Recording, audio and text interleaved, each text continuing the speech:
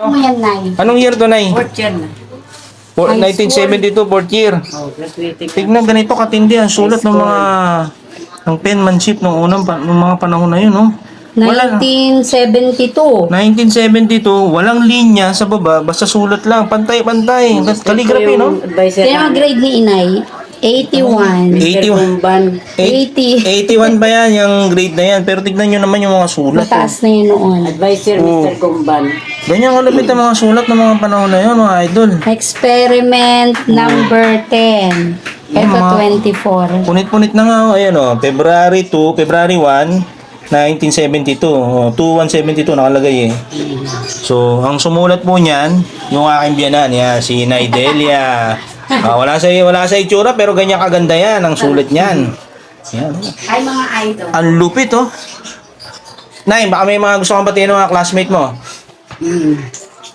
Ang mga classmate ko, binabati ko kayo. Baka na, kung saan, kung din man ka mo subong, ari lang ko di sa Kainta, Johnsonville, subdivision Di Kainta ma, maganda pa rin.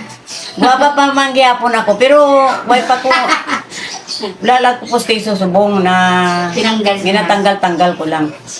Ayun. So, sa mga nakakilala kay Inay Redelia Victoriano, ayan, yan, biyanan ko yan, ayan. Ito, yung mga kabatch niya ng, anong year to, Nay? Fourth year, section Section 3 ako. Section 3, yan, 4-3. Yan, February 2. February 2, 1972. Sa Sara, May kaibigan ako San Juan Academy, Iloilo. Yan, May kaibigan akong lagi ko, pwede Sino po? sasabihin yun. Sila, Oo. si, Teresita Lunaho. Friend mo? Kung din ka man subong, pwede mapukadtuan di sa sa Johnsonville Subdivision, Cainta Rizal.